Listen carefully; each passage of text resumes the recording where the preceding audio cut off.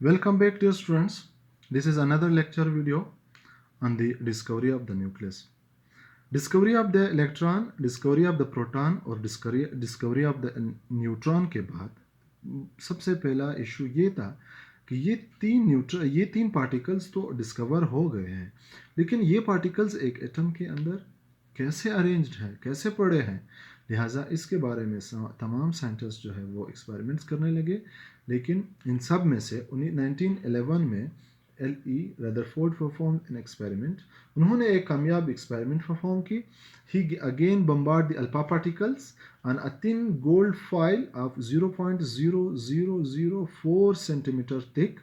He observed most of the particles, more than 99%, passed through without any deflection, but less than 1% were deflected at the different angles, and very few of them deflected backward directly.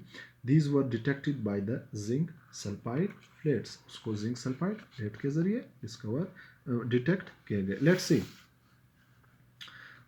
This is the model.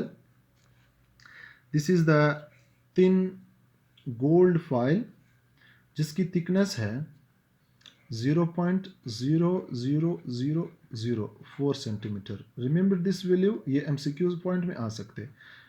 Point के बाद 4 zero है। इस पर alpha particles bombard किए गए। More than 99% से ज़्यादा पास हो गए। लेस देन 1% बेक रिवर्स हुए। लेस देन 1% बेक रिवर्स हुए। इस 1% बेक में वो मुख्तलिफ डायरेक्शन में रिवर्स हुए, लेकिन इसमें उसमें भी वेरी फ्यू, बहुत ही कम जो है ज़रात या अल्फा पार्टिकल्स रिवर्स बेक आए। कैसे? Let's see the condition. Let's suppose if this is the atom of the gold, तो इसमें ज़्यादातर स्पेस खाली है, लिहाजा अल्फा पार्टिकल्स इससे निकल गए। देख रहे हो, अल्फा पार्टिकल्स इससे मुख्तलिफ एंगल्स में निकल रहे हैं। और जो लेस देन 1% रिवर्स बेक हुए वो एटम के न्यूक्लियस के साथ टकराए और रिवर्स बेक हुए। उसमें एग्जैक्टली रिवर्स बेक जो हुए वो फ्यू थे, very few in number, in less than 1%। वो एग्जैक्टली रिवर्स बेक हुए। ये देखें आप, ये वाला एग्जैक्टली रिवर्स बेक हुआ। This point made him very strange and lead to a model of the atomic model. उन्होंने फिर क्या किया? Rutherford put the results of his experiments and forwarded them in the form of Rutherford atomic model. उन्होंने कहा कि ये कुछ मसला है, ये जो वापस क्यों आ रहा है? चलो बाकी तो सारे निकल गए। उन्होंने क्या कहा? उन्होंने एक अपने ज़हन के मुताबिक, अपने एक तजर्बात के मुताबिक एक एटॉमिक मॉडल पेश किया जो ज़्यादातर पॉइंट्स अभी तक एक्सेप्टेड है। उन्होंने क्या कहा? रदरफोर्ड एटॉमिक मॉडल, ये एक मॉडल है, initial model of the atom. उन्होंने क्या कहा? उन्होंने देखा कि इसके पोस्टुलेट्स क्या है। Number 1, atom consist of very small heavy positive charged portion that is called nucleus. Atom के अंदर बहुत छोटा पॉजिटिव चार्ज्ड पोर्शन है जिसे न्यूक्लियस कहा जाता है। It is very small as compare to the total atom size. ये टोटल एटम साइज के मुताबिक बहुत ज़्यादा छोटा है। कुछ साइंटिस्ट के मुताबिक फुटबॉल गेंद के अंदर अगर हम एक बॉल बेरिंग छोटा सा ज़रा अगर हम डाल दें, बॉल बेरिंग वो साइकिलों वाले साइकिल या मोटरसाइकिल की जो व्हील में आते हैं बॉल बेरिंग्स, अगर हम वो एक फुटबॉल गेंद के अंदर डाल दें, वो उसकी साइज़ न्यूक्लियस के बराबर कंसिडर किया जाता है। Most of the volume of an atom is empty. ज़्यादातर वॉल्यूम एक एटम का एम्प्टी है। ज़्यादातर वॉल्यूम एम्प्टी है। In which the electrons move around the nucleus. उन्होंने कहा कि इस ज़्यादातर एम्प्टी वॉल्यूम में इलेक्ट्रॉन्स मूव करते हैं। Positive charge on the nucleus is equal to the number of protons in the nucleus. उन्होंने कहा कि न्यूक्लियस के ऊपर जो नंबर ऑफ पॉजिटिव चार्ज है, लेट सपोज अगर न्यूक्लियस के ऊपर 2 पॉजिटिव चार्ज है, इट मीन्स दैट के न्यूक्लियस के अंदर नंबर ऑफ प्रोटॉन्स भी 2 है, वो इसके इक्वल है। इसी तरह पॉइंट नंबर 4 है, the number of electrons is equal to the number of protons.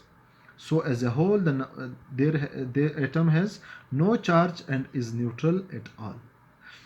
Atom के अंदर जितने इलेक्ट्रॉन्स हैं उतने ही तादाद में प्रोटॉन्स हैं। तो electron being negative, proton being positive, एक दूसरे के चार्जेस को कैंसिल करके एज ए होल एटम के ऊपर कोई चार्ज नहीं है और न्यूट्रल है। Proton and neutron present in the nucleus are called nucleons. Proton और न्यूट्रॉन्स को मजमूई तौर पे जो न्यूक्लियस में पाए जाते हैं उसको न्यूक्लियॉन्स कहते हैं। Similarly, point number 6 states that electrostatic force of attraction exists between the proton and electron. Proton के और इलेक्ट्रॉन के दरमियान एक इलेक्ट्रोस्टैटिक फोर्स ऑफ चार्जेस के बुनियाद पे एक इलेक्ट्रोस्टैटिक फोर्स ऑफ अट्रैक्शन इसमें मौजूद है, लिहाजा एक एटम की दुनिया कायम है जो कि क़यामत तक कायम रहेगा। नाउ लेट्स सी, ये मॉडल एक्सेप्टेड नहीं हुआ फुली, इसमें कुछ खामियां आई।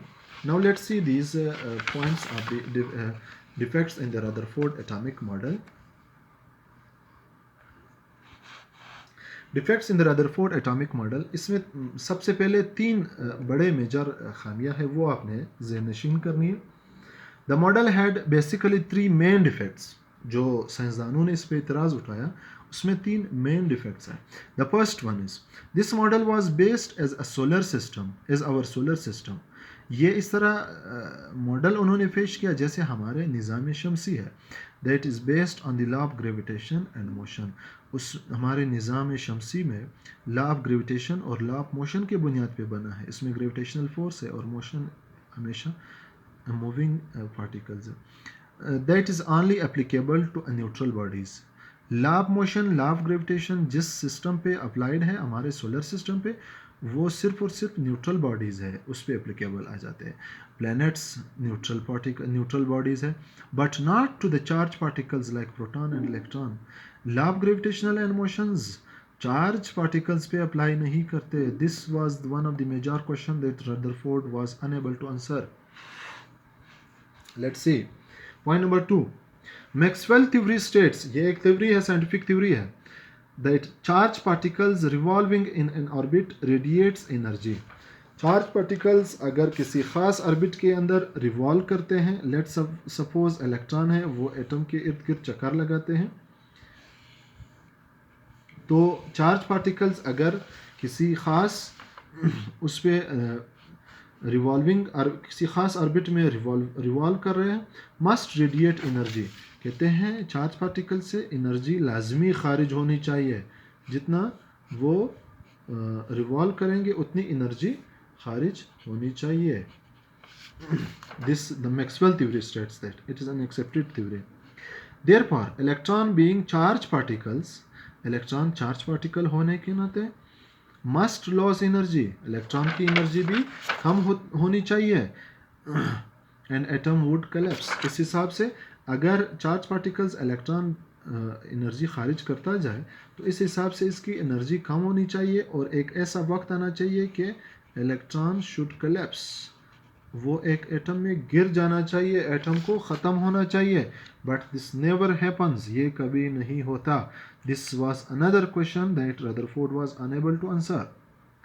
Point number 3, if the electron release energy continuously, अगर इलेक्ट्रॉन कंटिन्यूसली एनर्जी रिलीज करता है, then the atom should produce continuous spectrum, but in real the atom produces line spectrum. Spectrum ये 7 colour वेवगियर को कहते हैं कि जब हम लाइट को पास करते हैं प्रिज्म से तो हमारे पास 7 कलर्स के वेवगियर आ जाते हैं, violet, indigo, brown, green, yellow, orange, red वगैरह वगैरह, ग्रीन आता है। तो कहते हैं अगर इलेक्ट्रॉन कंटिन्यूसली एनर्जी खारिज कर रहे तो ये जो स्पेक्ट्रम बनेगा ये स्पेक्ट्रम कंटिन्यूस होनी चाहिए, इसके दरमियान ये लाइनें नहीं होनी चाहिए क्योंकि कंटिन्यूसली एनर्जी खारिज कर रहा है।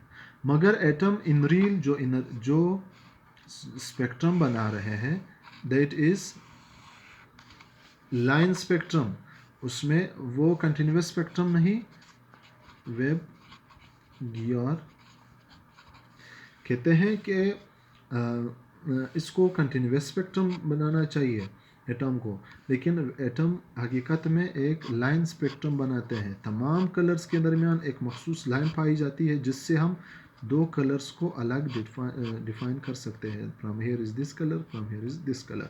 So this was another third major point that Rutherford was unable to answer. Let's see the next theories, how they determine that. अगर कोई क्वेरी है या कोई क्वेश्चन है, काइंडली हमें कमेंट सेक्शन में आगाह करें. Thank you so much.